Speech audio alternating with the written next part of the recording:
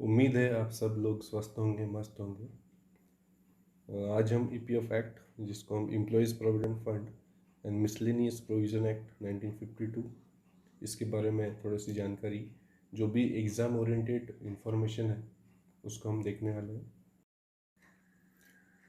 ये जो एक्ट है, ये एक सोशल सिक्योरिटी लेजिस्लेशन है, जिसको जो न्यू लेबर कोड्स है, सोशल सिक्योरिटी लेबर कोड, उसमें इसको इंक्लूड किया हुआ है।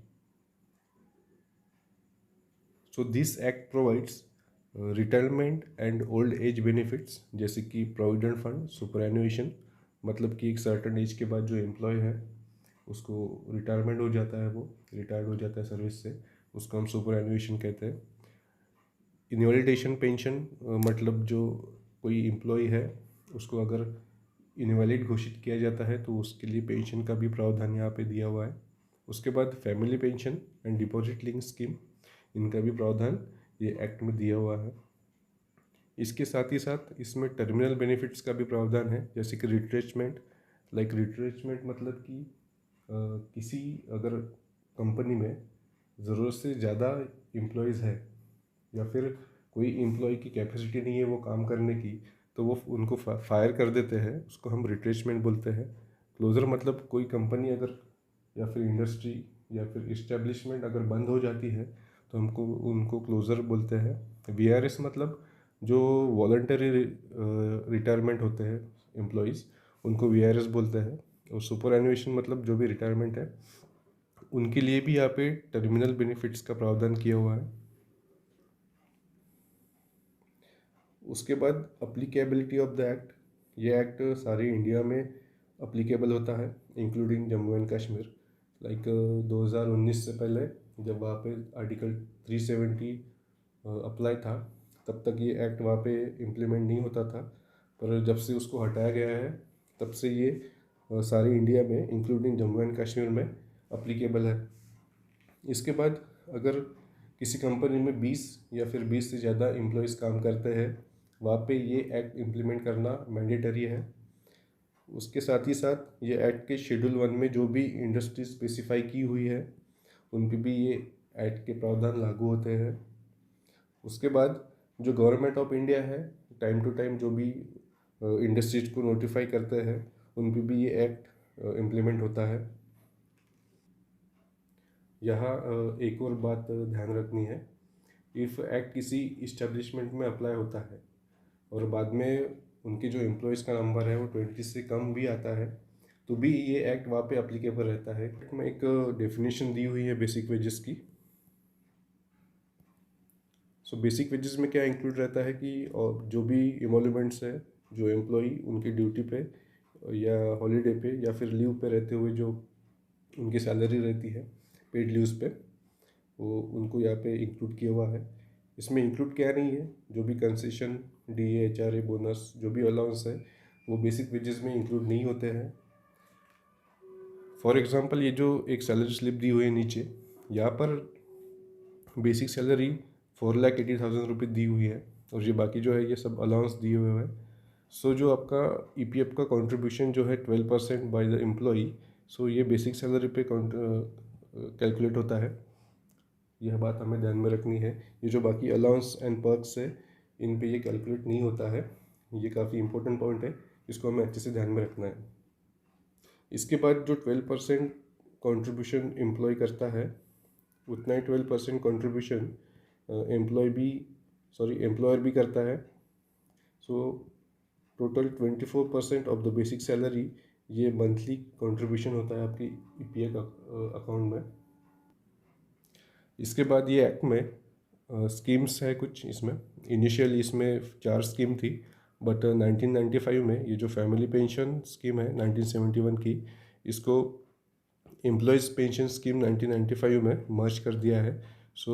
नाउ करेंटली 3 स्कीम है इस एक्ट के अंदर जिनको हमें स्टडी करना है।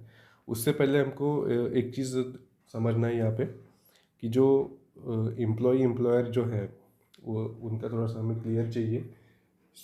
आप सब ने 3 इडियट्स मूवी देखी होगी, उसमें जो राजू रस्तोगी जी रहता है वो हमको उसको बोलेंगे एम्प्लॉय, और वो जी पीछे में इंटरव्यूअर जो है इसको हम बोलेंगे एम्प्लॉयर, मतलब जो काम पे रखते हैं वो एम्प्लॉयर और जो काम करते हैं वो एम्प्लॉय। ये दोनों बातें हमें इस एक्ट में ध्यान में रखना है।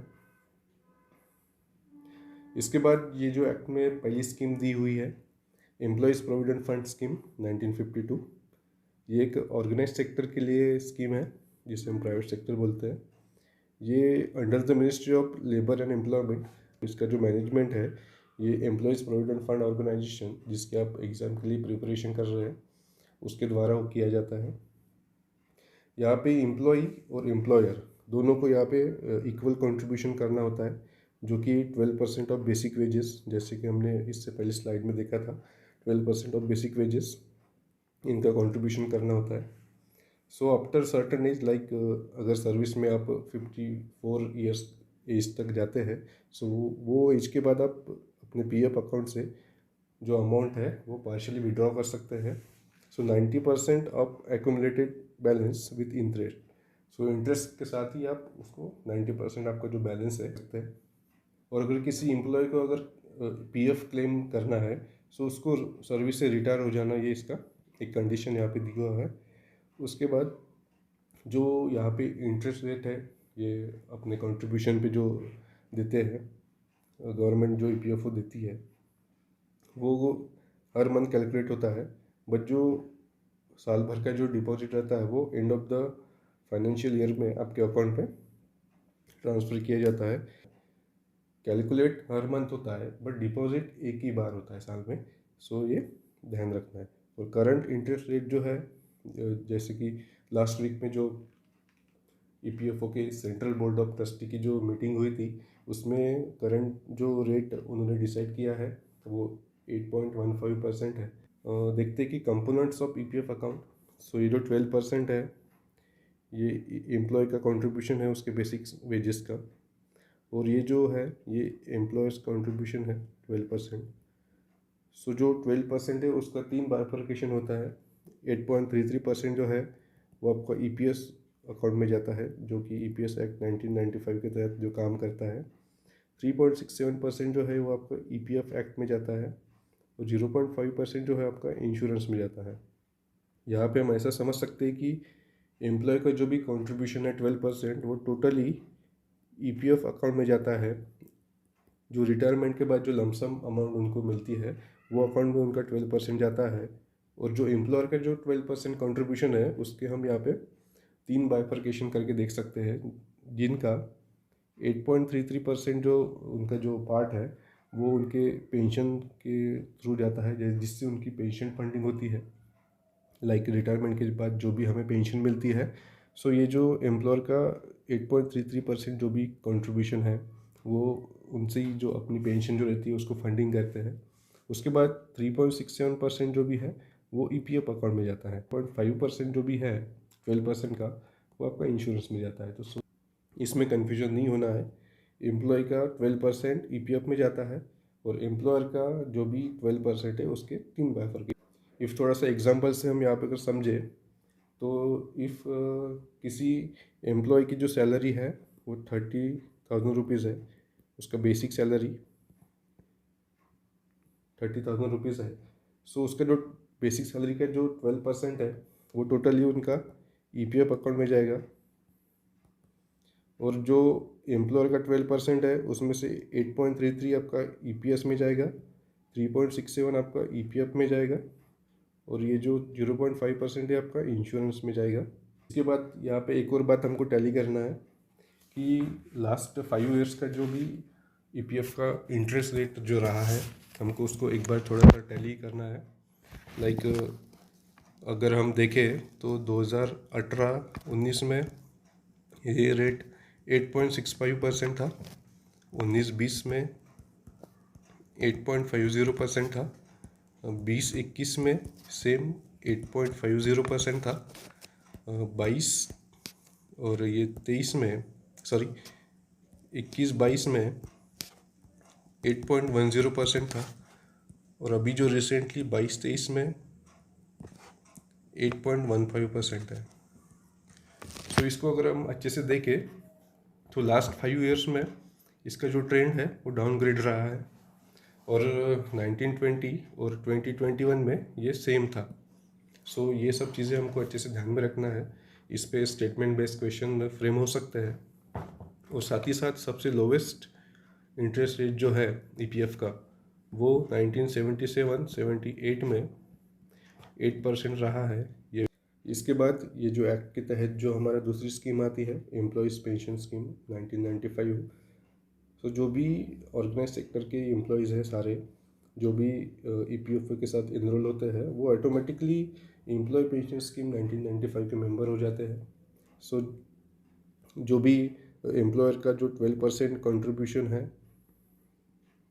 उसमें से 8.33% आपका ये जो स्कीम में जाता है, और इसी से आपकी जो पेंशन रहती है रिटायरमेंट के बाद, वो फंडिंग की जाती है।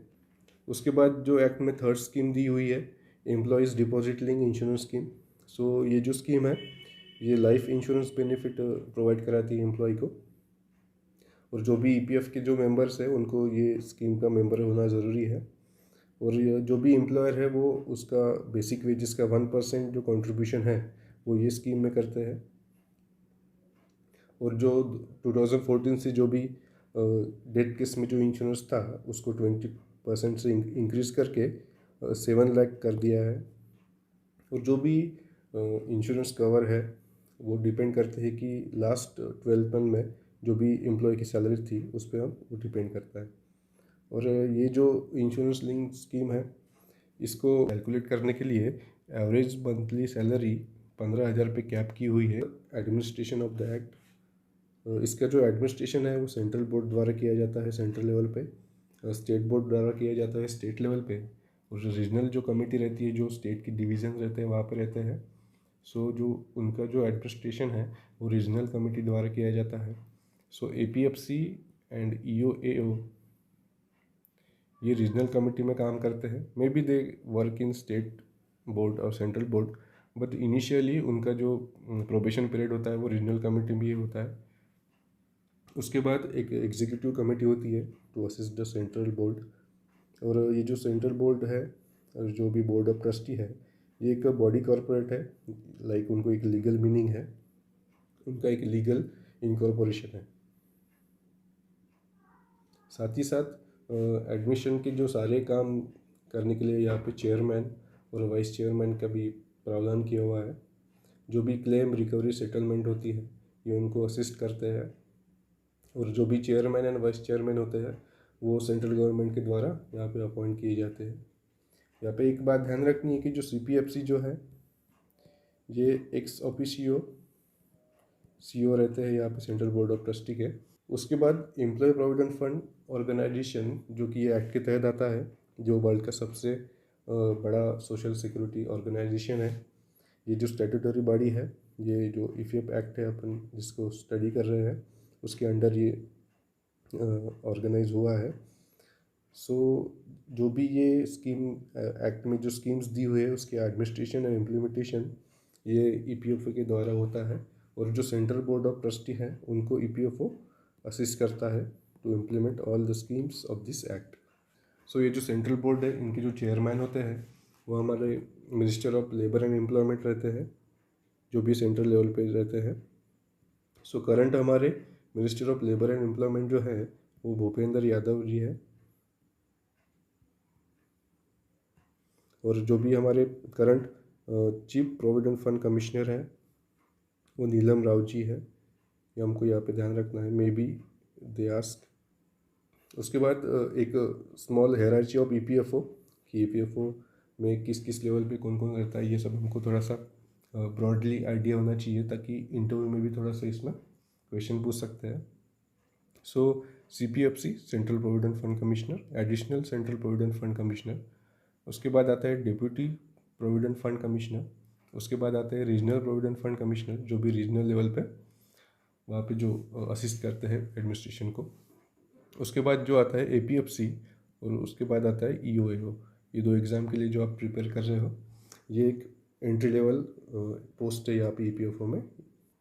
उसके बाद कुछ रिसेंट अमेंडमेंट्स भी हुए हैं ये एक्ट में, जैसे 2020 में जब कोविड का समय चल रहा था तब जो एम्प्लॉय का जो कंट्रीब्यूशन था 12% उसको रिड्यूस करके 10% कर दिया था, ताकि जो 2% एक्स्ट्रा उसकी सैलरी जो बचती है वो अपने घर ले जा सके और एक फाइनेंशियल सपोर्ट उनको मिल सके, इसलिए गवर्नमेंट ने ये डिसीजन लिया था।